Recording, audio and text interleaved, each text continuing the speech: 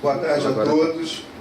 Com grande satisfação que encontro na presença do nosso convidado, ilustre ex-ministro Celso Amorim, ex-ministro da Defesa, exteriores do nosso país. E esse é o segundo momento, até onde eu sei, que ele comparece à nossa universidade. Em agosto de 2010, ele também proferiu a aula magna do curso de História.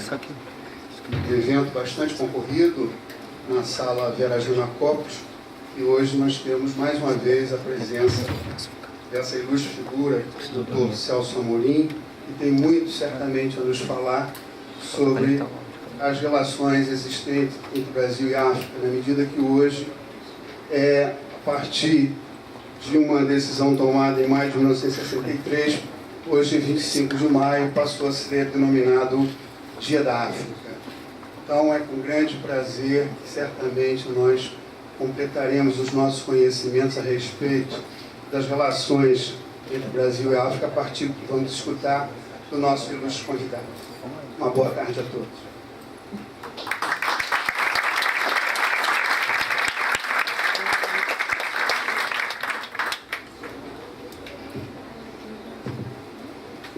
Boa tarde a todos, é com imensa alegria que eu vejo nesta tarde o auditório voltado para este evento, especialmente acolhedor para o nosso centro, tratando de um tema tão apropriado para a nossa história, para a história do Brasil. Eu que tenho meu sangue, um sangue africano, do qual eu me orgulho muito. Então, ouvir uma palestra proferida pelo embaixador e ex-ministro Celso Amorim a respeito das relações Brasil e África é algo que não só nos instrui, mas aquece o nosso coração e nos faz pensar como deveríamos nos aproximar mais desse nosso continente irmão. Passo então a palavra à professora Cristina Batista, para que na qualidade de diretora da Escola de Ciência Política possa fazer tecer a abertura deste evento, finalmente passar a palavra ao nosso convidado.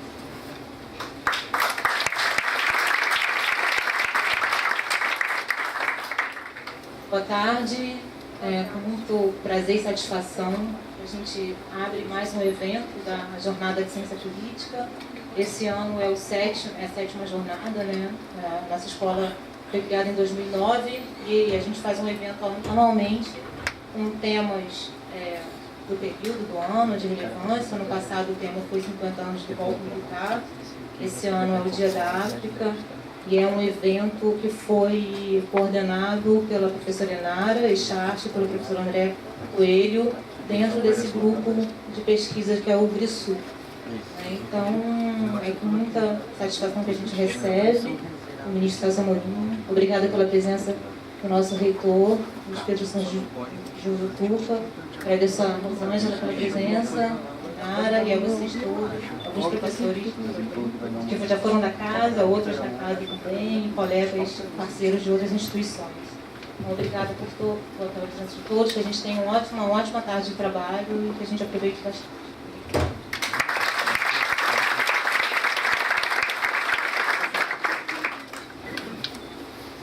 Corretor, Rosângela, Centro, Jane, Escola Política, professora Nara, a professora Maria Regina, muitos anos pela sabedoria de nós todos, na área internacional, ela complementar todos os demais, e a Juliana, que de alguma maneira me testou, e ela começou a complementar todos os estudantes e jovens que se encontram aqui. Antes de começar a palestra, eu queria fazer um comentário, se me permite, que é também uma homenagem, porque hoje talvez devesse estar em outro lugar, porque faleceu ontem um grande amigo meu, o embaixador Clodoaldo Guenei. Mas eu achei também que um evento já assim tão anunciado e com tanto público requeria realmente a minha presença. mas eu não posso deixar de fazer essa homenagem ao embaixador Rodolfo Benet, que foi um dos mais brilhantes embaixadores de carreira que o Itamaraty já teve. O último posto dele foi em Pequim. Ele foi, no meu período, secretário de temas econômicos e depois embaixador em Genebra, onde ele era o principal negociador brasileiro, temas como a rodada de Doha. É uma grande perda, ele no momento exercia um cargo de presidente do Conselho Brasil-China, me ajudou muito com os africanos em Genebra, e portanto também tem a ver com esse evento de hoje. Bem, eu queria dizer, esse mundo sempre feito de tristezas e alegrias, é uma grande alegria, por outro lado, estar aqui e ver que um evento dedicado à África tem uma audiência tão grande, com tantos jovens, com tanta gente interessada, e creio que nos permite, talvez com um pouquinho de sermos um pouquinho autocentrados, nos sentirmos orgulhosos também de termos contribuído para essa motivação tão grande entre os estudiosos de relações internacionais e entre os jovens em geral. Não. Você vai ter que botar aqui, ó. Bem, tá vendo? Mas não bota agora, deixa lá embaixo. A África e o Brasil sempre estiveram próximos fisicamente, inclusive poucos de nós, poucos brasileiros e poucos estrangeiros sabem que a distância, por exemplo, entre Natal ou Recife e Dakar, para não falar de Cabo Verde, aqui, um pouquinho mais para cá, mas que é um arquipélago, é menor do que a distância entre Natal ou Recife e o extremo oeste do Brasil, os cruzeiros do Acre. Quando nós contamos essas coisas, as pessoas ficam muito impressionadas. E eu tive, começando por um lado anedótico, eu tive a oportunidade de experimentar essa distância, porque na minha primeira visita à África, como ministro das Relações Exteriores no governo Itamar Franco, meu antecessor tinha assumido um compromisso com relação à Comissão Mista Brasil-Senegal, e por circunstâncias várias, acabou que o dia, como o Brasil, uma das grandes carências que persistem, aliás, eu vou mencionando algum assunto quanto é a falta de linhas aéreas, né? Não há nenhuma companhia brasileira voa para a África subsaariana, acho que nem para a subsaariana, mas certamente não para a subsaariana, apesar de todos os esforços feitos, sobretudo durante o governo do presidente Lula, mas não se conseguiu convencê-las. Naquele momento, como não havia possibilidade, a única maneira de ir a Dakar era ir a Paris. Isso requeria 3 dias úteis, né? E naquele momento estava sendo lançado, não o plano real, mas a moeda, o real. A Caixa Econômica, a agência do Itamaraty, ia entregar os primeiros reais ao presidente Itamar Franco. Era um evento muito importante e que naturalmente exigia, toda a presença de todo o governo era exigida. O meu chefe de gabinete, que é uma pessoa muito imaginosa, que aliás, na época ele era o subchefe de gabinete, muito imaginosa, que é o atual ministro das Relações Exteriores, o embaixador Mauro Vieira, e ele disse, não, nós temos uma solução. Vamos no avião da Força Aérea Brasileira entre Natal e Dakar, que são 4 horas. Eu falei, tá bem, e como é que é esse avião? Tem banheiro? Não, banheiro não tem. Então, a minha primeira ida à África como ministro das Relações Exteriores foi um desafio inclusive fisiológico. E digamos, a única coisa que me consolava era que, digamos, a minha autonomia era mais ou menos a mesma do avião. Então ele não poderia prolongar o voo por muito tempo. E a minha chegada em Dakar foi já tarde da noite, madrugada na realidade. Estava lá o ministro me esperando. Naquela época os ministros muitas vezes iam ao aeroporto, hoje é muito menos comum isso, por visitas internacionais. Mas naquela hora da madrugada não seria comum, mas eu acho que ele ficou tão tocado pela minha ida naquele aviãozinho que era, digamos assim, quase que uma réplica dos aviões do Saint-Exupéry, que ele me deu um objeto da sua coleção, hoje em dia até seria politicamente incorreto, mas o objeto já está lá, porque era uma estátua de marfim muito bonita, que eu guardo até hoje, uma mulher africana. Bem, Mas, enfim, dita essa anedota, e a proximidade do Brasil sempre existiu, até geologicamente, em muitos outros aspectos, e sobretudo pelo lado humano. Né? Quer dizer, nós somos um país que temos a maior população afrodescendente do mundo depois da Nigéria. Nem os Estados Unidos, nem nenhum outro país africano tem uma população tão grande de afrodescendentes assim declarados quanto o Brasil.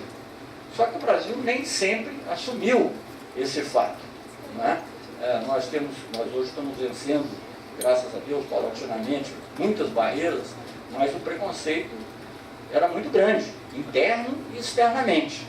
Externamente, eu vou talvez comentar algumas que eu acho mais tarde, diferentemente do que ocorria quando o presidente viajava para a Europa ou para outros lugares, eu me lembro que a primeira, não foi a primeira, porque a primeira visitou o país de língua portuguesa, isso foi mais aceito. Mas na segunda viagem que o presidente Lula fez a Europa, a África, ele visitou 4 ou 5 países da África Ocidental, e a pergunta constantemente feita era se aquilo não era perda de tempo, por que o Brasil estava ali, por que ia fazer aquilo.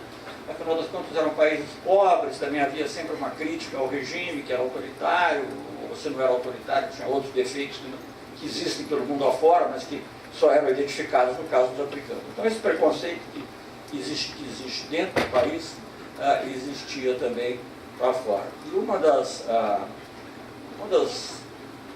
boas, dos bons comentários que eu ouvi sobre a nossa política africana foi feito uma vez pela ex-ministra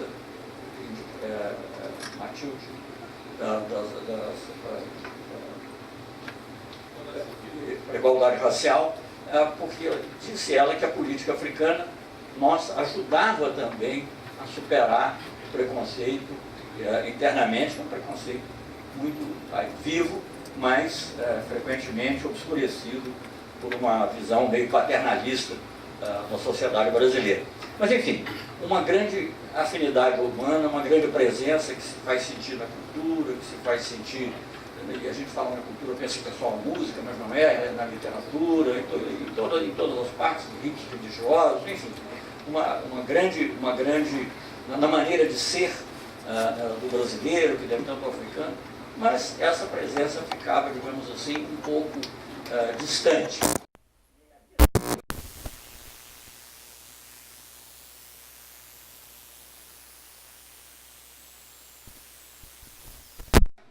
Claramente essa importância, porque seja para candidatura, seja para temas do nosso interesse, o papel da África era fundamental. Eu tive que, como embaixador na ONU, me empenhar muito na eleição de um juiz da Corte Internacional de Justiça, que nós conseguimos eleger, e as pessoas ficavam procurando, tem que fazer uma força com tal ou qual país grande qualquer.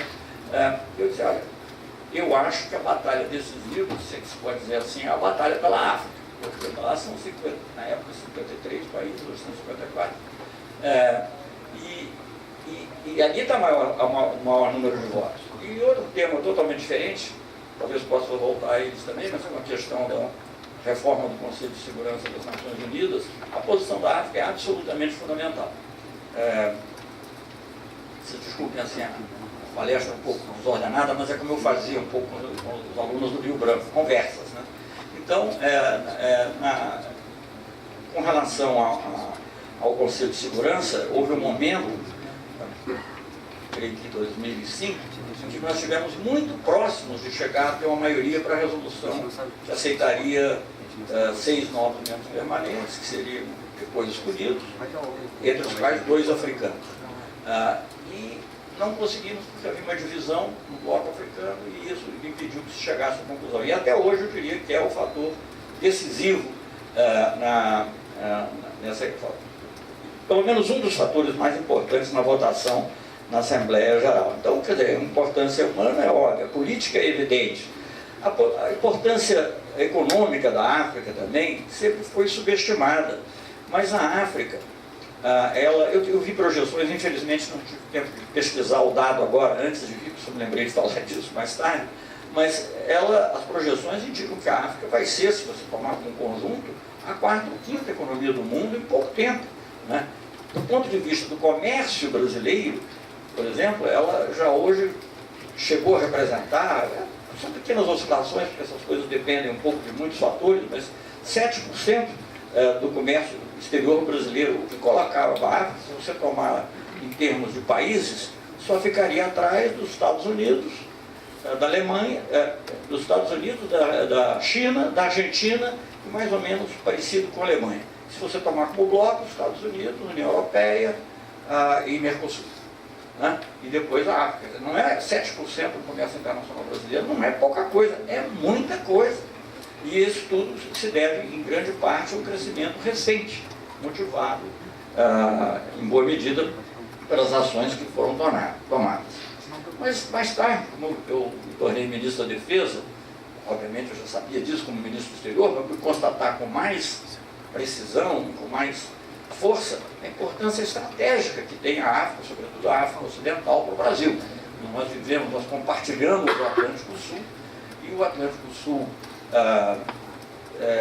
para nós, deve ser uma área de paz, uma área de comércio, uma área de contatos culturais, não uma área nuclearizada, nem sujeita a outro tipo de rivalidade, e a África é o nosso grande vizinho, é o outro lado desse grande lago, digamos assim. Então, também pelo lado da defesa, eu pude confirmar, constatar e até contribuir um pouquinho para a realização de ações relacionadas a esse aspecto estratégico que tem a África para o Brasil. As atitudes do Brasil com relação à África variaram muito, mas o grande pulso inicial, o grande impacto inicial que a África causou no Brasil foi no momento da descolonização. Quando, no final da década de 50, início da década de 60, a África se tornou um grande assunto no Brasil. E os presidentes da época, principalmente a partir do Jânio Quadros e do Jango, principalmente, aliás, o próprio Jânio Quadros, teve uma grande sensibilidade para isso, e o Brasil logo abriu embaixadas na África, e a África se tornou um tema sempre presente. Muitos livros foram publicados, professores famosos dedicaram atenção à África, e isso durou durante 3 anos, até 64.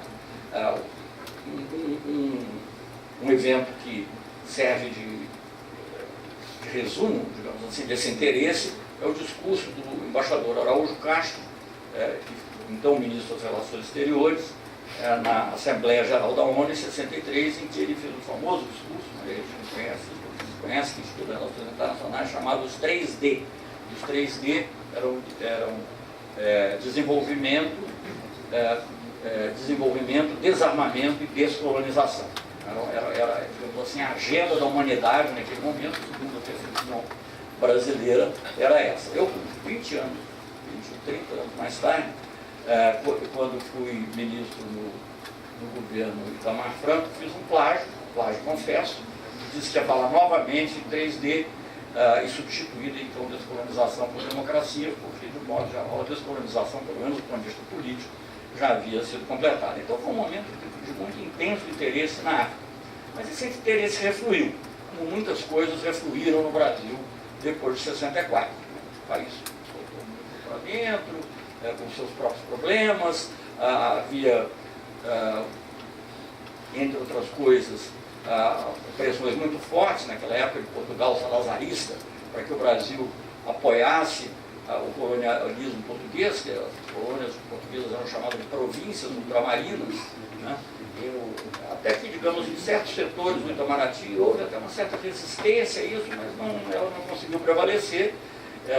E o Brasil, que tinha até antes ajudado um pouco na ONU, em algumas resoluções com relação a esse tema, se tornou, eu diria até pior do que omisso, chegou a votar contra algumas resoluções em favor da descolonização e depois entrou numa postura de omissão que só mudou de fato, só começou a mudar de fato com a perspectiva da independência de Cabo Verde e depois de 74, por causa das próprias mudanças em Portugal, que terminaram com essa falsa solidariedade que não era boa no fundo nem para Portugal. Eu me lembro estou muito velho, Eu me lembro de, em 66, ter participado de um trabalho que procurava mostrar que, mesmo para Portugal, aquela dependência das colônias, para o povo português, aquela dependência das colônias não era bom. Então, para evitar que nós assinássemos acordos, pelo menos isso foi feito, que incluíssem as chamadas províncias ultramarinas. Eu acho que um marco importante, para não ficar também descendo a todos os detalhes, um marco importante na evolução da nossa política com a África tem a ver também com as antigas colônias portuguesas e é, sobretudo, o reconhecimento de Angola. O reconhecimento de Angola, em que o Brasil foi o primeiro país a reconhecer o governo de Angola. Vejam bem, depois da descolonização, houve um momento até que, digamos, a grande maioria fora os países coloniais, apoiavam a descolonização. Em alguns momentos, até os países coloniais, um discurso famoso do ministro inglês na década de 50, Macmillan, os ventos de mudança, quando ele reconhece a necessidade. Mas, na realidade, o que acontece é que nesse processo, em que num primeiro momento a descolonização, digamos, embaralha um pouco as cartas da Guerra Fria, depois é a Guerra Fria que toma conta dos problemas africanos e eles passam a ser vistos em grande parte pela ótica da Guerra Fria. Isto é, pela anteposição principalmente entre Estados Unidos e União Soviética. E no caso de Angola,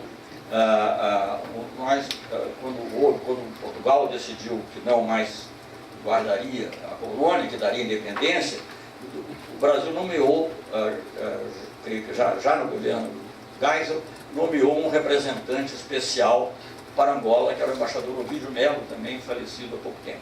E, em virtude de uma combinação de fatores, inclusive a militância muito determinada do Ovidio Melo, a receptividade que os seus ofícios e telegramas tinham por parte do chefe do Departamento da África, aqui, embaixador Ítalo Zapa, e do próprio ministro, que era o ministro Silveira, foi possível ao Brasil ser o primeiro país a reconhecer o novo governo de Angola independente depois do governo de transição.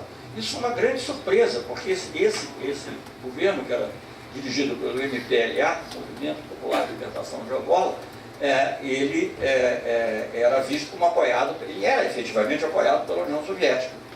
Havia dois outros movimentos importantes, um era o FNLA, que era o movimento preferido dos Estados Unidos, dirigido por Paulo Roberto, e um terceiro movimento, que inicialmente se inclinava mais até pela China, ou que era apoiado pela China, mas que depois passou a ser apoiado também por países ocidentais, sobretudo os Estados Unidos, que era a UNITA, que durou mais tempo. Mas, enfim, o Brasil foi o primeiro a reconhecer. E aquilo foi uma coisa de grande impacto, que, de certa maneira, limpou, digamos, os 10 anos em que o Brasil havia sido, digamos, no mínimo conivente com o colonialismo português na África. Então, esse reconhecimento rápido, surpreendente, surpreendeu até os africanos, que o Brasil reconheceu, aí mais por agilidade diplomática do que por qualquer outra razão, surpreendeu antes mesmo de Cuba, que estava lá e apoiava antes que a União Soviética, antes de qualquer um. E eu tive a oportunidade, numa conversa com um ministro angolano, já na época do presidente Lula, que, portanto, muitos anos mais tarde, disse ele que ele era um jovem, que tinha 15, 16 anos naquela época, 18, mas já estava ligado ao movimento revolucionário, e ele me revelou que o momento em que ele lembra o momento onde ele estava, a praça em que ele se encontrava, no momento em que foi anunciado que o governo do Brasil havia reconhecido o governo do MPLA. Que aquilo foi uma mudança imensa, porque a grande disputa nessas guerras civis é sempre pela capital, às vezes demora mais, mas a disputa é pela capital. E aquilo mudou o quadro militar, inclusive, em Luanda, e permitiu, portanto, que o MPLA se consolidasse no poder. Então, nós pensamos, às vezes, que certos fatos são irrelevantes, mas eles têm obviamente, isso não impediu que Angola seguisse com quase mais de 20 ou 25 anos de guerra civil, mas havia um governo reconhecido, que passou a ser reconhecido internacionalmente, porque depois do Brasil vieram vários outros, outros países africanos, Nigéria, vários outros, enfim, finalmente Angola, o governo do MPLA era o governo reconhecido pela ONU até depois realizaram eleições, enfim, continuou sendo governo legal e constituído, embora tenha enfrentado ainda por um período grande, de 79 até 90, até quase 2000, mais de 20 anos, uma guerra civil muito cruenta e, obviamente, eu costumava dizer que pior do que um país ser um país pobre é ser um país pobre com diamantes, com petróleo, porque aí você vira alvo da cobiça internacional e no caso de diamantes, como tinha aquele filme, diamantes são para sempre, né? Então você via vários políticos cujas campanhas tinham sido cofinanciadas por esses diamantes, continuando a criar obstáculos muito grandes para que a guerra civil chegasse ao final.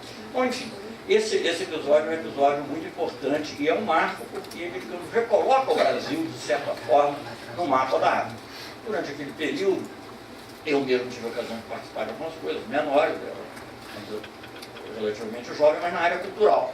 E eu percebia a importância e o interesse que as coisas brasileiras tinham na África. Fizemos um festival de cinema em Guiné-Bissau, que a polícia teve que intervir, porque tinha muito mais gente querendo ver os filmes do que era possível colocar na sala. Mais tarde fizemos um festival também em Moçambique, mas tivemos que convencer os moçambicanos a aceitar aquela mostra, porque havia ainda em Moçambique, de forma mais forte, uma certa, digamos assim, reticência em relação ao Brasil devido às atitudes que haviam sido tomadas ou deixadas de tomar durante esse período entre 64, basicamente, e o período da independência, 74, 75. Bem, de lá para cá, para falar de alguns eventos importantes, antes de chegar no governo do presidente Lula, porque eu não vou repetir a frase nunca antes da história desse país, né? Eu não poderia dizer, porque fui ministro de outros governos, e se eu puder destacar, evidentemente a tendência é sempre destacar mais aquilo que a gente participou, né? Então se me desculpem se há aí alguma auto-referência. Mas houve alguns movimentos importantes, eu diria que o mais forte no Brasil, estou falando da política externa brasileira, foi talvez o esforço de criar a CPLP. Embora, digamos, cercada por um aspecto mais cultural, talvez com um pouco de retórica, mas era uma retórica do bem. E a retórica, digamos, além desse aspecto cultural, que obviamente envolvia Portugal também, mais tarde isso é importante até para Timor-Leste, para a independência de Timor-Leste, mas naquele momento tinha também a virtude de nos aproximar da África. De alguma maneira, a elite brasileira, ou uma parte da elite brasileira que resiste muito à aproximação com a África, no caso dos países de língua portuguesa, talvez por um pouco do que resta de formação acadêmica, das leituras dos sociólogos famosos, ela era mais aberta a essa aproximação. E até já no governo do presidente Sarney, motivado pelo então ministro da Cultura José Aparecido de Oliveira, foi criado o Instituto Internacional da Língua Portuguesa. Durante o período do governo Itamar, nós trabalhamos muito intensamente para concretizar a CPLP, mas a política é algo complicado e fatos pessoais ou outros acabam interferindo. Na realidade, ela só acabou sendo criada, mesmo formalizada, já no governo Fernando Henrique Cardoso, em 96. Mas a CPLP tinha muito esse lado, quer dizer, nada de errado que a gente tenha uma relação privilegiada com os países que falam o nosso idioma, por todos os motivos, não só que, apesar dos passados coloniais, ou em função deles até termos muita coisa em comum, mas também porque, falando a mesma língua, isso facilita muitíssimo. Mas eu diria que a política africana, não estou negando que tenha havido outras iniciativas, até mesmo antes do GAES, o ministro Gibson tinha ido visitar alguns países africanos, não deixou de ser uma iniciativa boa, embora tardia. Mas o grande impulso mesmo para as relações entre o Brasil e a África se deu no governo do presidente Lula. Já no seu discurso de posse, ele menciona a África, né, e ali havia claramente uma instrução, digamos, para o seu chanceler, para fazer, o seu ministro das Relações Exteriores, agir. Eu recebi duas motivações importantes. Uma foi do presidente Lula e outra foi da minha mulher. A minha mulher sempre cobrou muito as minhas atitudes. né? E um dia, eu era embaixador em Londres, antes de ter sido convidado pelo presidente Lula, e ela estava ainda em Londres, ela tinha vindo do Brasil, mas estava ainda em Londres, e eu comecei a falar para ela, contando vantagem do que nós tínhamos feito. Então eu falei, não, nós criamos um grupo de amigos da Venezuela, sei que outra coisa que tinha, mudamos a oferta na ALCA, estamos aqui fazendo, vamos fortalecer o Mercosul. Crente que minha mulher ia fazer um elogio, né? E ela de lá, como sempre, muito atenta, disse assim, e pela África, vocês não estão fazendo nada? Bom, então com o impulso do presidente e esse impulso do Américo, eu senti necessidade rapidamente de fazer um percurso na África, aliás, muito semelhante a esse que o ministro Mauro, que ele me acompanhou naquela ocasião, fez agora. Um pouquinho maior, eu tive um pouco mais de tempo, mas a minha primeira viagem está mencionada um pouco mais extensamente no livro Breves Narrativas Diplomáticas, né, um capítulo que se chama África, um Reencontro. Então, ali foi a primeira viagem, para preparar uma futura viagem do presidente Lula, e eu fui, mais em que ordem? Eu acho, Moçambique, Zimbábue, África do Sul, Angola, São Tomé e Príncipe e Gana. 6, acho que é isso. Então, essa viagem de 6 países foi muito importante para mim também, uma nova redescoberta. Eu tinha estado lá na África, eu tive o grande privilégio de estar presente, talvez, no momento mais importante do final do século XX, que foi a posse do presidente Mandela, porque o presidente Itamar, que não gostava muito de se deslocar e de viajar, pediu que eu representasse o Brasil na posse do presidente Mandela. Enfim, então, tinha já esse privilégio, tinha tido outras vezes, outros contatos, naturalmente, mas dessa viagem um pouco mais longa, eu levei comigo um deputado, afrodescendente, brasileiro, da Bahia, e ele mesmo ficou muito impressionado como é que nós podemos trabalhar. Vocês não trabalham aqui em Itamaraty, trabalham muito, porque a gente ia de um lugar para o outro, passava uma noite em certo lugar no Zimbábue. Eu cheguei de manhã, almocei no hotel, tive com o ministro, tive com o presidente, e depois fui embora, marquei para um outro lugar. E tinha que ser assim, porque senão não dava para também encaixar na agenda. Mas enfim, para mim foi uma viagem muito importante, continuava a ver uma grande abertura para o Brasil, e disse na época algo que eu até hoje acho verdadeiro, que havia na África uma sede de Brasil. Porque o Brasil é visto como um país que já se desenvolveu mais, né? Não é um país desenvolvido plenamente, né? Não tenhamos essa ilusão, né? Mas é um país que já se desenvolveu mais e que é muito parecido com isso. Então, eu percebia essa sede de cooperação, tem a Namíbia também, essa era mais um país.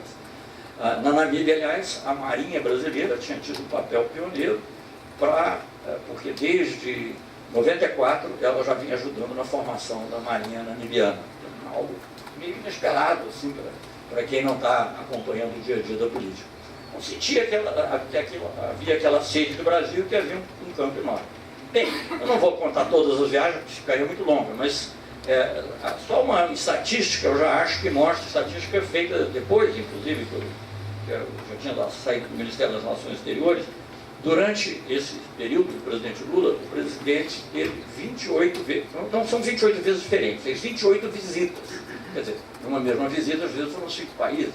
Também não são 28 países, porque alguns países ele visitou 2 ou 3 vezes. Mas, de qualquer maneira, fez 28 visitas. No mesmo critério, eu, como ministro das Relações Exteriores, seja acompanhando o presidente, seja em viagens próprias, fiz 68 visitas. É algo que eu mesmo não sabia, nunca tinha contado, mas no discurso do ministro do Patriota, eu descobri esses dados, mandei pesquisar e verifiquei que, de fato, eles correspondiam à realidade. Então, é uma mudança imensa. E nesse livrinho, Breves Narrativas, eu digo, trato de várias negociações, no ANC, negociações da ALCA, e disse. Mas com relação à África, a principal negociação foi com a opinião pública brasileira.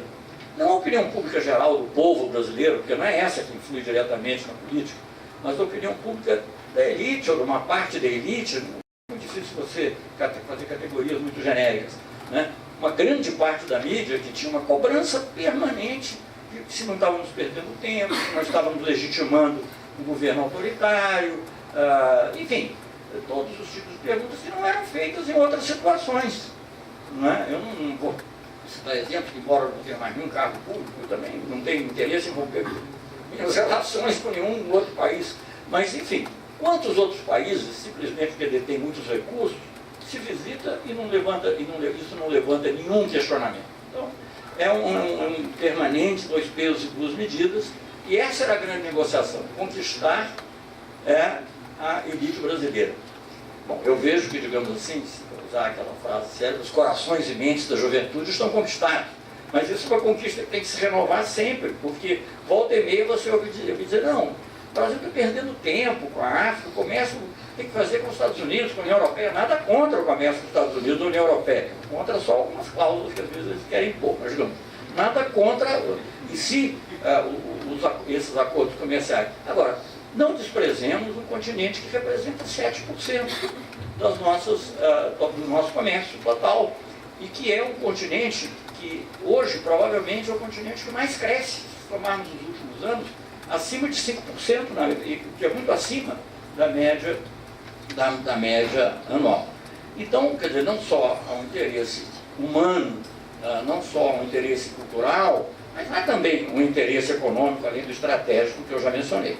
Mas não é fácil convencer a nossa mídia, sempre acostumada a caminhar por uma mesma estrada. E a atitude só mudou um pouco depois que o presidente Rugental foi à África, pouco depois, um ano depois, talvez 8 meses depois da visita do presidente Lula, essa que eu mencionei, a 5 países da África Ocidental, muito criticada diariamente. E aí o presidente Rugental, desculpa, esse número não é exato, mas ele foi a 8 ou 10 países e passou 15 dias. E aí a nossa mídia passou a perguntar, mas por que o Lula só foi a 5? Né? Então, aí, externamente, nós precisamos, acho que é parte da síndrome do país colonizado, né? mesmo que a colonização política tenha acabado há muitos anos, depender sempre de uma legitimação externa. No momento dos Estados Unidos, ou da Europa, de preferência, mas até da China. Desde que seja uma legitimação externa, as pessoas da nossa elite aceitam melhor. Mas, enfim, o fato é que com essas inúmeras visitas, para destacar uma das minhas visitas, eu destacaria o fato de, numa dessas, eu ter ido também a uma meia dúzia de países, entre eles a Etiópia, e aqui é onde é a sede da União Africana, cujo dia estamos comemorando hoje, né? Chamava a Organização da Unidade Africana, e depois de 2002, se eu não me engano, passou a chamar a União Africana. Então, eu fui à Etiópia, onde nós não tínhamos embaixada. Curiosamente, tínhamos tido embaixada antes da criação da OUA, da União Africana, naquele movimento inicial que eu mencionei de entusiasmo pela descolonização. Então, a Etiópia não tivesse sido imediatamente sido colônia. Mas tinha sido fechada, porque tinha sido considerada antieconômica, etc., já há muitos anos atrás. Então, fui à Etiópia e tive uma conversa muito interessante com o presidente da União Africana, Alpha Conde, um ex-presidente do Mali, que depois visitou o Brasil também. Então, criou-se uma relação não só, digamos, com países individuais, e não apenas com aqueles que falavam português, que tivesse algum fato especial, mas mais amplamente com a União Africana como um todo. E hoje o Brasil não só tem embaixada lá, que é a embaixada bilateral, mas também a embaixada junto à União Africana, mas tem até o agido militar, né, que inicialmente foi para lá para dar uma assessoria, né, em aspectos de segurança marítima, não da Etiópia, mas da África. Né? A Etiópia não tem mar. Mas, enfim, para citar um outro momento, nessa visita muito criticada, o presidente Lula esteve também com o presidente da Nigéria, um ex-general, mas que tinha sido eleito, o presidente Obasanjo, e ele propôs ao presidente Lula que nós desenvolvêssemos um esquema parecido com o que eles já tinham com a China e com a Índia, criando uma cúpula regular Brasil-África. Mas nós tínhamos muita preocupação em estar junto da América do Sul, porque ao mesmo tempo aqui nós estávamos trabalhando pela integração sul-americana. E nós contrapropusemos, de vez em quando até dá-se um pequeno arrependimento, porque fica mais difícil trabalhar. Não, trabalhar com um país é complicado, trabalhar com 12 mais ainda. Né? Mas então nós propusemos que fosse a América do Sul, África, origem da ASA. Acho que há poucos dias, creio eu, se realizou até um seminário a esse respeito. Mas enfim, como revitalizar, é mais complicado, são muitas diferenças, mas na realidade, naquele momento, pelo menos, América do Sul, para os africanos, era o Brasil, basicamente o Brasil. Então, mas cito esse momento porque é um momento importante também do relacionamento entre o Brasil e a África. Ao todo, foram abertas ou reabertas 19 embaixadas brasileiras na África. O Brasil hoje deve ser o quarto ou quinto país com o maior número de embaixadas na África, tem mais embaixadas que o Reino Unido na África. E eu acho que isso corresponde a uma visão correta, não só em função dos nossos laços sanguíneos, culturais e outros, mas também do dinamismo, porque a África vai ser o futuro. Quer dizer, essas coisas demoram a acontecer. Mas eu também não quero comparar e nem quero dizer que é exatamente a mesma coisa. Então, antes que digam que eu disse isso, eu já desdigo. Mas quando eu estive junto com o ministro Renato Archer, numa visita de ciência e tecnologia à China, a China nos propôs fazer um satélite em comum com o Brasil. E eu perguntei ao diretor do Instituto de Pesquisas Espaciais, o Marco Antônio Haupt, naquela época, depois foi ministro, etc., por que os chineses estavam interessados? Eles estão interessados na nossa eletrônica. Imagine hoje você olhar isso em perspectiva. Eu não estou dizendo que é exatamente a mesma coisa, mas o potencial de crescimento da África é enorme, tanto na parte não só de recursos naturais, mas de agricultura familiar, de agricultura também lá do senso, enfim. Há uma crescente demanda, inclusive, das classes médias que se estão formando por produtos industriais. Né? Eu me lembro da minha chefe de gabinete, numa das nossas viagens, e um supermercado cheio de produtos. Eles estão comprando manteiga da França, eles podem comprar manteiga do Brasil. Melhor ainda que eles produzam lá, mas digamos assim. Né? Oportunidades enormes que exigem um pouco de ousadia, naturalmente. E realmente uma área em que nós ficamos para trás é a das linhas aéreas. Eu acho que até no setor bancário melhorou um pouco, não muito. Quando eu estive em Luanda nessa viagem eu tenho um pouco isso que falar demais, né? O senhor tem outros compromissos, mas enfim. Quando eu estive nessa viagem em 2003, eu vi que havia uma comunidade bastante considerável de brasileiros vivendo em Luanda, que precisavam, digamos, estavam desbancarizados. Né? Ou que, para remeter dinheiro para o Brasil, tinham que fazer câmbio 2 vezes. Tinham que trocar o euro, do euro depois então para o dólar, para depois então para o real, porque não tinha uma agência do Banco do Brasil. Depois o Banco do Brasil abriu um escritório, não sei se hoje em dia já é agência, mas de qualquer maneira, o déficit nessa área bancária e o déficit na área aeroviária é muito grande ainda, sobretudo nessa área aeroviária. Bem, então, nós fizemos esse grande movimento. Eu poderia citar muitos outros momentos importantes, mas talvez um que seja muito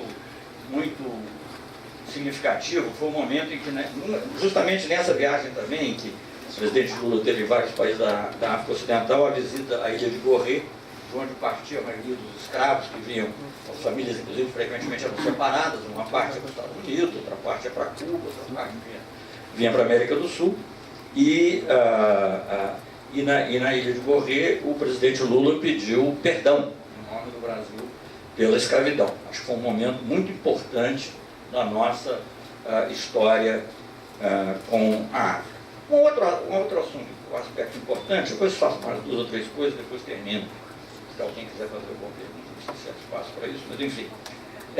2 ou 3 coisas importantes. Na área da cooperação técnica, eu vou citar 2 fatos importantes.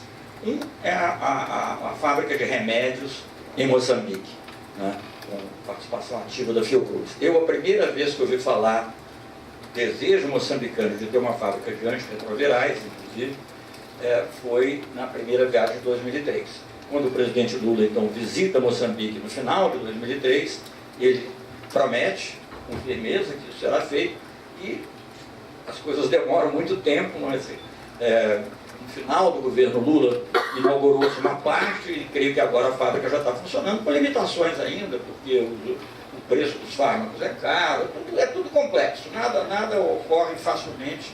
Se ocorresse facilmente, não precisava, né, de esforço governamental. Esse foi um dos gestos mais importantes que nós tivemos em matéria de cooperação. E outro dia, para mim, a grande surpresa e alegria,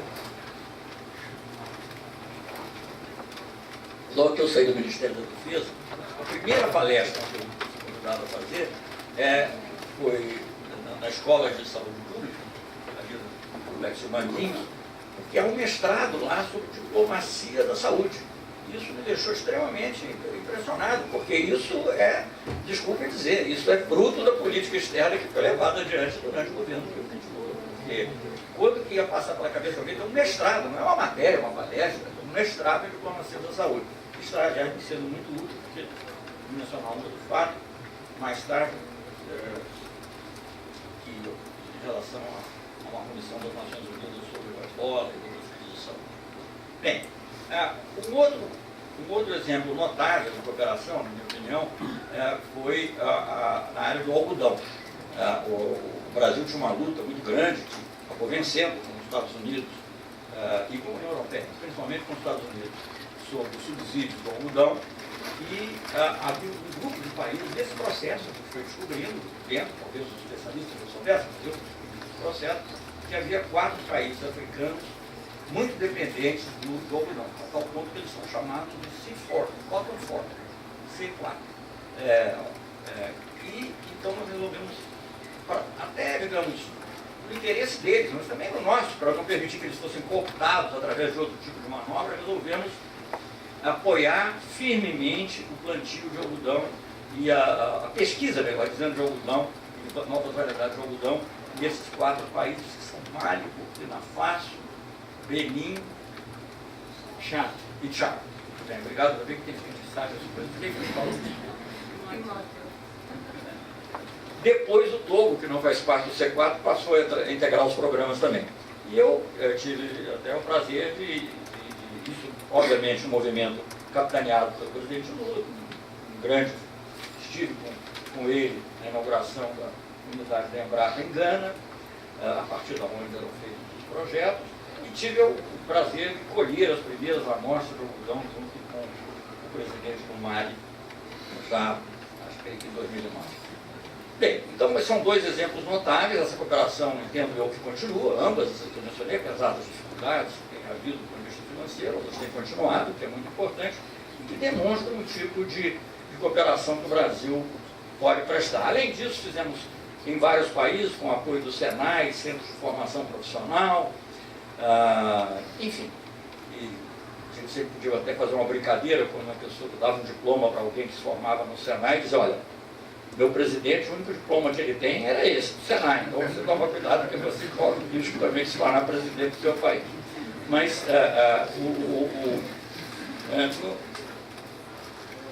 esse tipo de cooperação tem sido intenso e tem se mantido. Há flutuações, talvez, no volume de recursos, mas sempre tem continuado. E o que eu queria dizer sobre esse aspecto, antes de passar para o último, é uma frase de um pesquisador africano, professor de Harvard, que eu conheci em Harvard, que já foi, inclusive, vice-diretor de uma organização internacional, acho que de universidade, que fica em Montreal, se não me engano. E ele é natural do Quênia.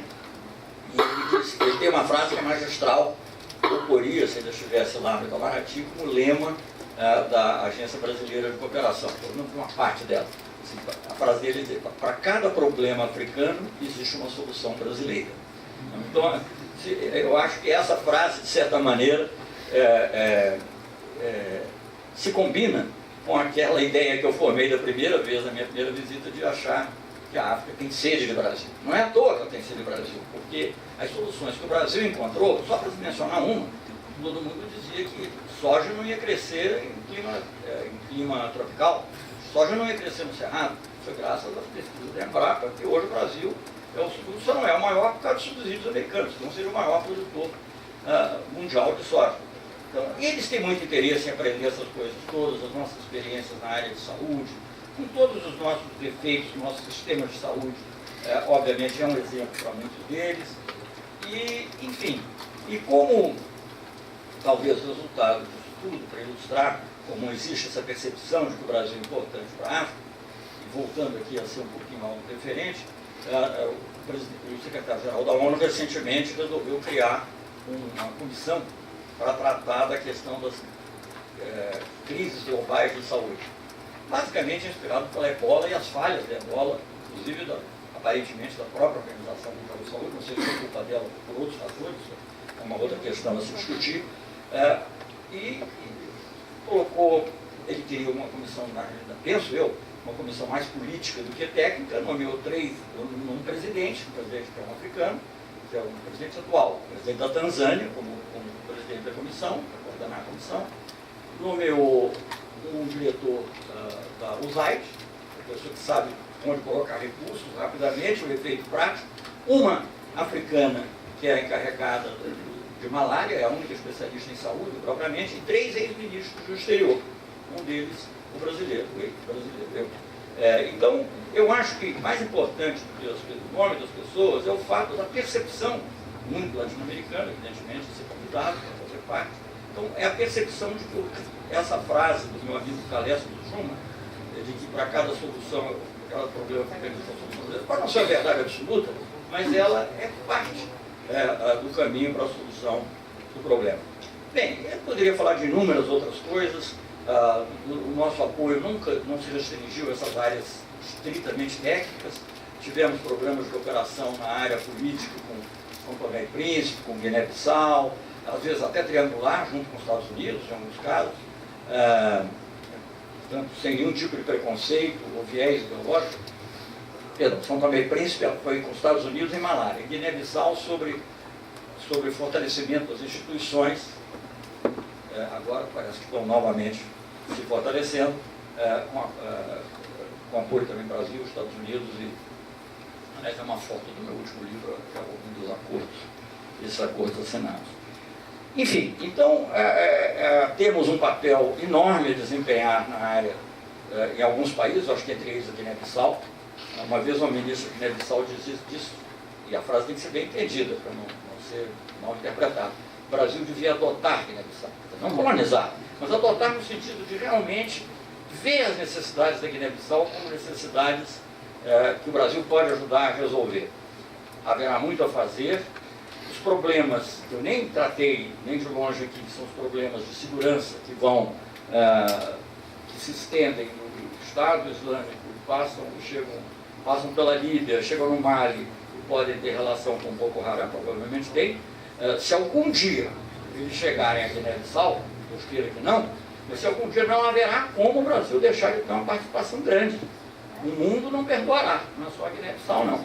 Então nós temos que estar atentos, tentar agir sempre preventivamente, agir sempre de acordo com o que interessa aos países, não ditando normas, e, enfim, fazendo na África um pouco o que a gente fez também, que eu vou fazer no Haiti, não deixa de ser um pouco de ilustrar o mesmo fenômeno, de que o nosso princípio básico, e continua sendo, que é um princípio constitucional, é a não intervenção. Mas você pode, digamos, não mudá-lo, nem qualificá-lo, mas talvez temperá-lo com um pouquinho de não indiferença. Quando nós mandamos as tropas para o Haiti, também quando ajudamos a criar o grupo de amigos da Venezuela, eu achei que tinha inventado esse conceito. E durante vários anos me vangloriei de que tinha. Até que um pesquisador da PUC me disse, não, esse é o conceito que a União Africana já tinha desenvolvido muito antes do senhor falar nele. Eu falei, bom, melhor ainda. Então, intuitivamente, eu estou no caminho certo. Deixa eu só fazer um comentário que é curioso. Eu estou lendo agora um livro que tem algumas qualidades e, às vezes, umas coisas meio irritantes, porque é uma tradição do Foreign Office, do Ministério do Exterior da Grã-Bretanha, que parece que foi uma tradição interrompida recentemente. Era uma tradição dos diplomatas, os embaixadores, antes de deixarem o seu posto, fariam uma espécie assim, de despacho de despedida, onde eles, obviamente, já iam embora podiam agir com mais franqueza. Muitos despachos têm muito preconceito, tem muita coisa também que não é assim tão boa. Engraçada, mas não boa. Mas uma coisa interessante, eu li sobre o despacho de um ex-embaixador, creio que foi na Libéria, preciso confirmar, mas não lembro. Ele faz lá algumas críticas ao país, ele disse, mas aqui tem uma coisa interessante também que a gente tem que ver.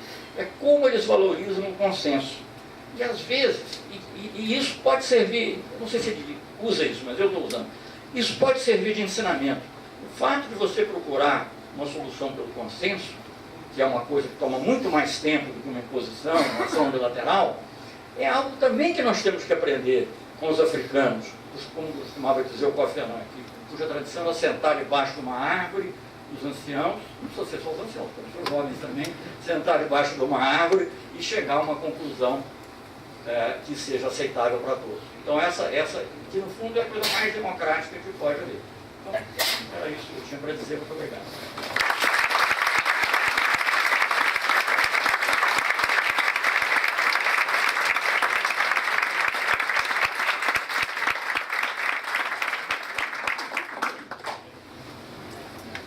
Muito obrigada, ministro, pela brilhante palestra.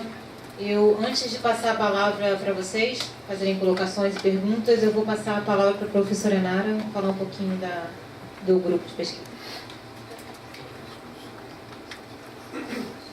Obrigada, Cris. Eu estou realmente emocionada de estar aqui nessa mesa, de ver todos vocês aqui prestigiando o evento, de ter como ilustre acompanhante o ministro Celso Amorim tratando de um tema que nos é tão caro dentro do grupo de pesquisa. Eu só queria, enfim, dar as boas-vindas em nome desse grupo de pesquisa que nós criamos aqui na Escola de Ciência Política, o GRISU. Dar as boas-vindas a todos os que quiserem vir hoje compartilhar esse dia conosco. Agradeço especialmente a generosidade dos convidados, começando pelo ministro, continuando pelos colegas que estão aqui, a Ana, que veio aqui com o pequeno Arthur, Francisco, a Janaína, que acho que ainda não chegou, e, claro, Carlos, que não pode nunca faltar em nenhum evento importante no qual eu participo no Brasil. Estava pensando que se faltava uma coisa, que a gente viaje para a África em algum momento. Então, temos isso. Queria agradecer também a todos os amigos, a Regina, a Celina, a Letícia, por estar aqui também. Mas queria, sobretudo, lembrar aqueles que não conseguiram estar aqui conosco, principalmente os nossos cartógrafos, Rubens Duarte, que fez os mapas da nossa cartilha, e Nuri Gonçalves, para quem eu mando um forte abraço, que eu realmente gostaria muito de ter aqui conosco. O meu maior agradecimento vai para os estudantes do GRISU, porque nada disso aqui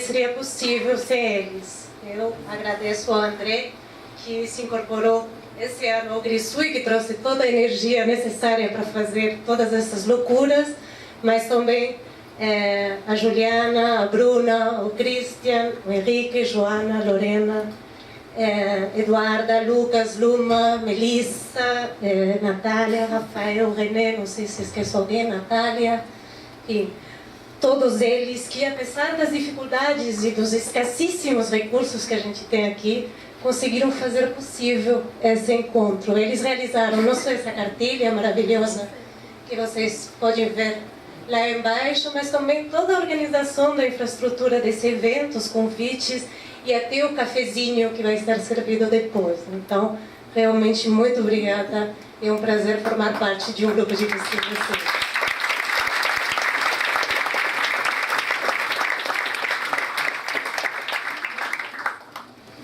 Eu imagino que isso também é um aprendizado que nós temos da filosofia africana. Disse um grande filósofo camerunês, Achille Mbembe, que a África tinha essa capacidade cultural de fazer realmente converter as ameaças, o que pareciam ameaças, em grandes oportunidades. Eu acho que nós pegamos essa filosofia, vestimos também a camiseta do Ubuntu, entendimos essa filosofia chosa que nos faz lembrar que todos, cada um de nós é alguma coisa, porque fazemos parte de um coletivo.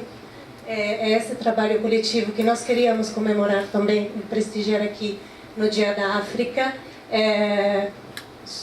Vocês podem ver que os membros do GRISU têm a camiseta com o Ubuntu e um desenho lindíssimo feito por um estudante daqui, o Rips, também, que nos ofereceu esse desenho.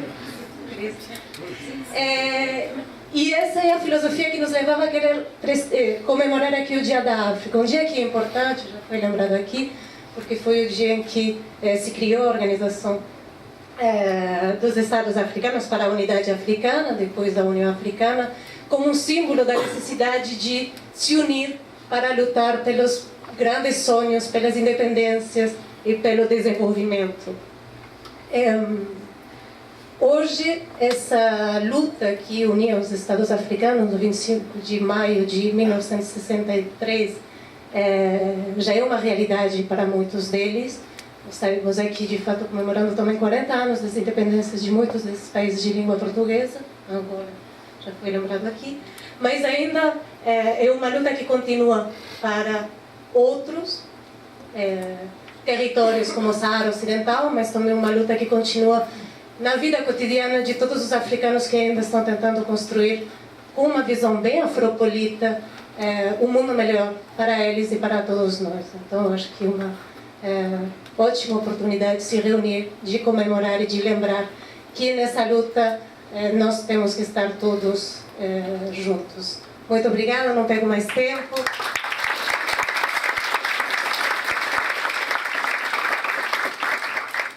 E abro a palavra se alguém quiser fazer alguma pergunta, comentário. Boa tarde. Boa tarde. Eu gostaria que o ministro falasse um pouco sobre iniciativas de cooperação na área de segurança alimentar com a África. Talvez, não sei se eu vou...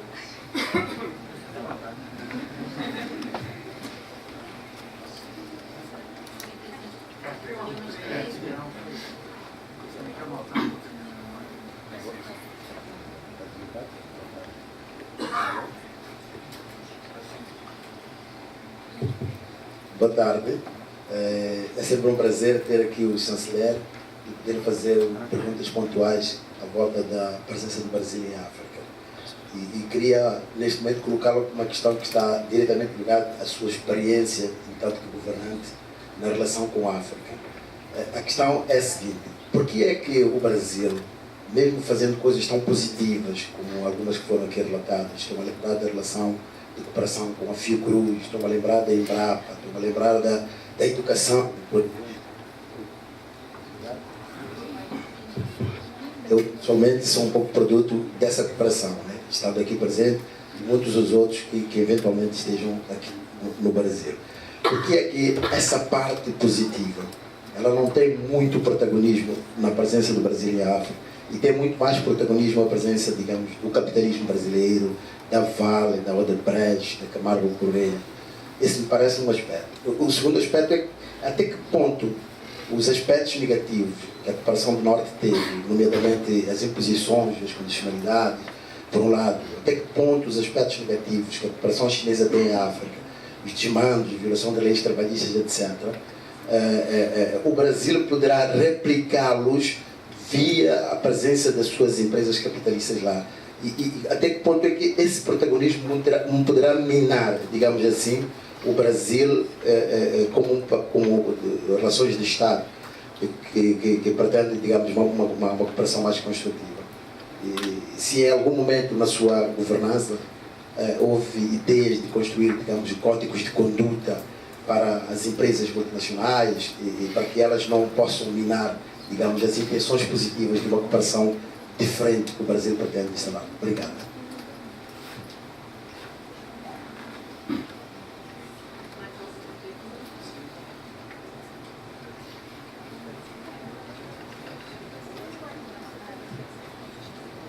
Boa tarde, meu nome é Felipe, sou aluno de Ciência Política aqui no Instituto.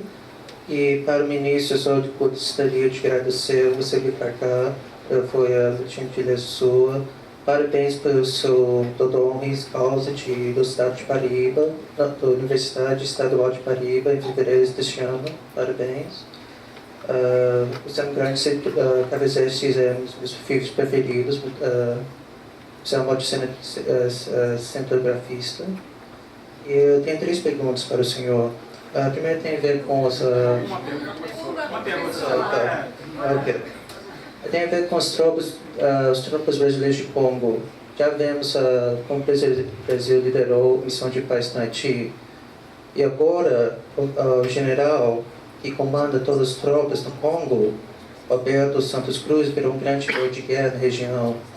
E estão planejando enviar mais tropas para a região. E gostaria de ver qual seria a sua opinião sobre esse assunto particular.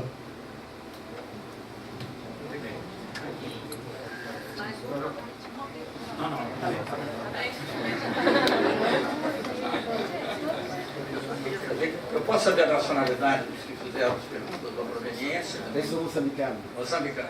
Você é brasileiro, mas pode ser da FAPESP.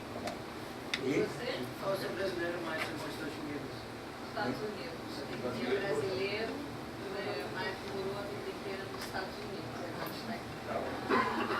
Bem, bom, vou tentar ser rápido e certamente insuficiente para a curiosidade dos que fizeram as perguntas, porque senão também seriam quase outras palestras. Mas sobre ninguém ia suportar isso.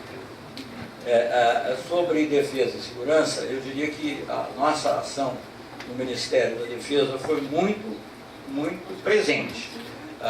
Eu diria até que talvez as 2 áreas internacionais que receberam mais atenção, como aliás é natural, foi a América do Sul e América Latina em geral, porque já incluiu o Haiti, né? América Latina e Caribe, e África. Mas, digamos, com relação à África, houve mais novidade, no certo sentido de que a cooperação nessa área era pequena, com a importante exceção que eu mencionei antes, que era da Namíbia, e que começou em 93, 94. Aliás, em 94 aconteceu algo muito interessante. No início do ano, ainda antes do fim do Apartheid, ou do fim oficial, porque quando a primeira fragata brasileira entrou em Walvis Bay, saiu a fragata sul-africana, naquela época ainda era a África do Sul do Apartheid, e, digamos, isso teve um valor simbólico bastante forte, de uma cooperação que não buscava nenhum tipo de dominação. O Brasil estimulou muito nesse período ações do tipo segurança marítima, fizemos um seminário o primeiro seminário realmente técnico que as OPACAS, Zona de Paz e Cooperação do Atlântico Sul, fez, porque antes ela ficava no plano declaratório e tal. O primeiro técnico do ponto de vista de defesa, que foi feito em Salvador, na Bahia, ao qual compareceram todos os países, só não compareceu Guiné-Bissau porque estava suspensa da própria União Africana em função do golpe militar que havia ocorrido lá. Cresceu muito a cooperação com outros países. Bom, com a África do Sul já tínhamos uma cooperação importante em certo tipo de armamento, mas também com países como Cabo Verde e São Tomé, para mencionar 2, começamos uma cooperação mais... meu amor, desculpe. Então, termino com a defesa de qualquer maneira. Terminando com a defesa, a cooperação na área... Você desculpe, eu estou com um problema de audição. Sério.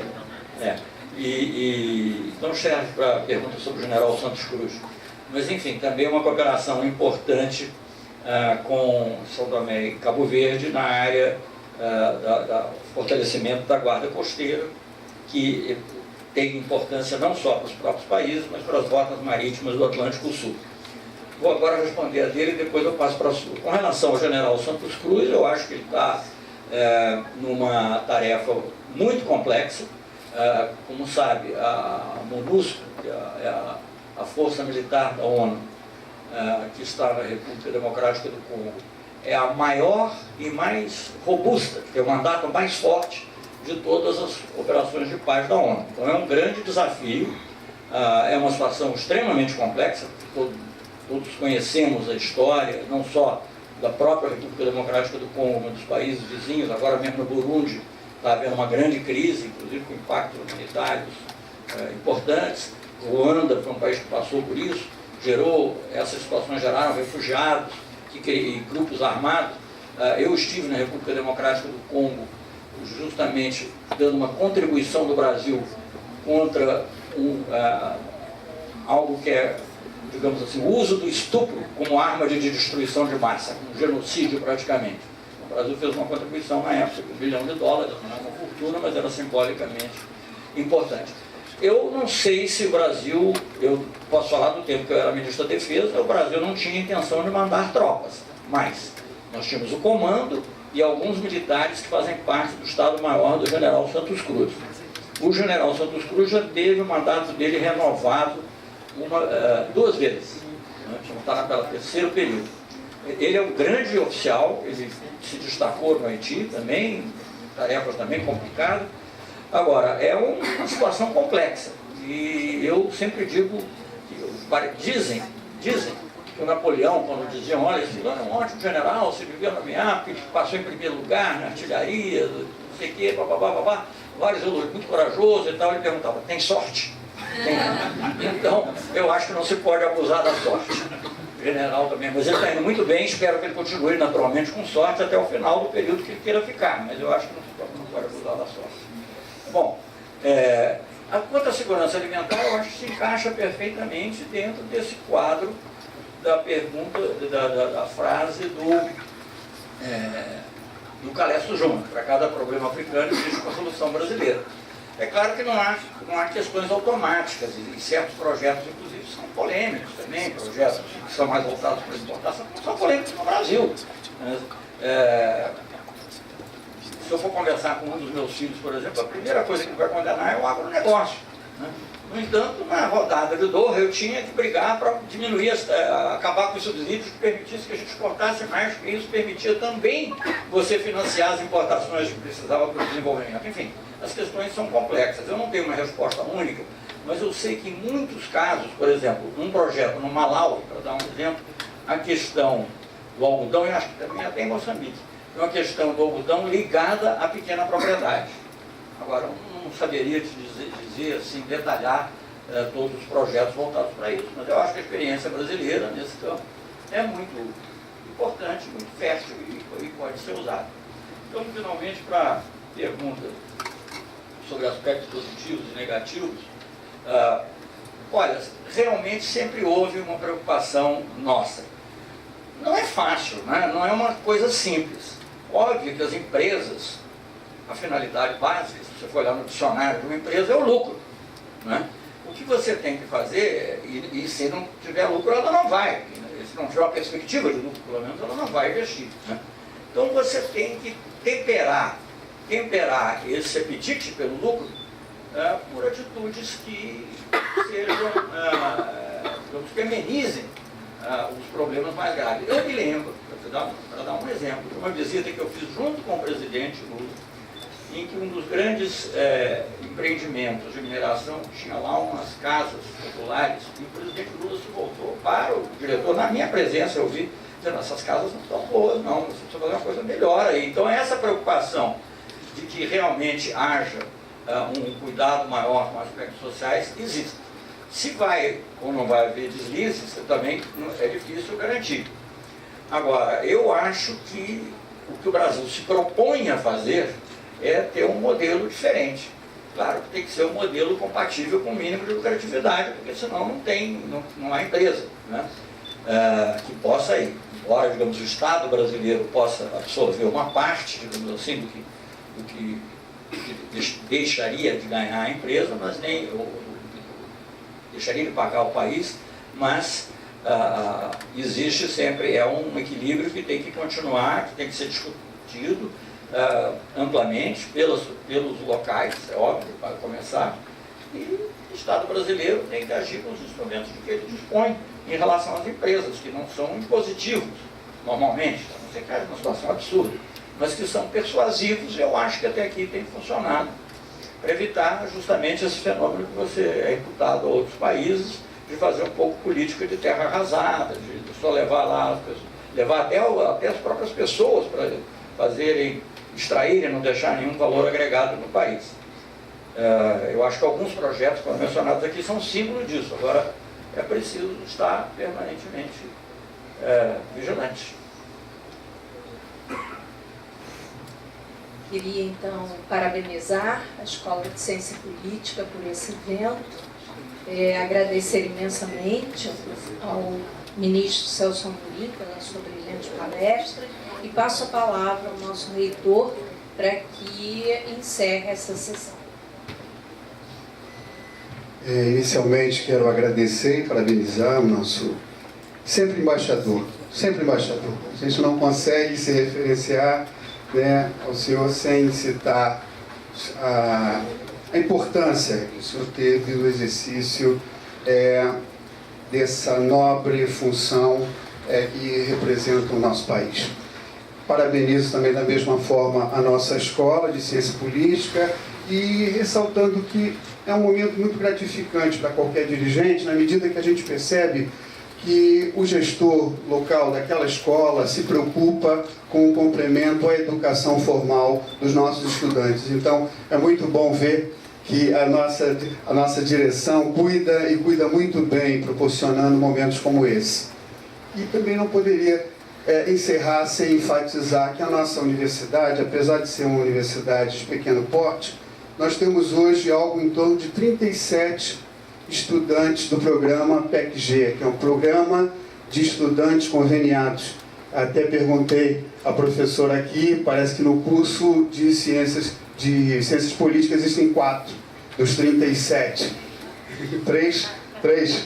Bom, então 3 dos 37 aqui estão. E também uma ação que a nossa universidade tem com Moçambique, uma ação iniciada também no governo do presidente Lula, porque, não sei se é do conhecimento dos senhores, nós temos na Unirio, assim como em outras instituições públicas federais, uma expertise no ensino na modalidade à distância. E nós temos um curso na modalidade à distância, ensino fundamental, lá em Moçambique, que é a Universidade Pedagógica de Moçambique, assim como temos lá, estudantes, vocês têm 195 colegas moçambicanos que irão colar grau no final do ano, que receberão o diploma igual que vocês receberão daqui a algum tempo. Então isso é muito bom para nós, ao percebermos que o país, sem a menor intenção de colonizar, leva o conhecimento, procura ajudar países africanos como Moçambique. Na mesma ação, que são 4 instituições públicas federais, com a mesma ação de ensino à modalidade à distância, nós temos a Federal Fluminense, que forma estudantes em matemática, a Federal de Goiás, que forma estudantes em biologia, e a Federal de Juiz de Fora, em administração, com aquela outra universidade, Eduardo Mondlane. Então, são as 2 instituições moçambicanas que se utilizam do conhecimento, de uma expertise brasileira para crescer. E nós, do Brasil, estamos aqui para ajudar os nossos irmãos africanos a crescer. Então, muito obrigado. Está encerrada a sessão.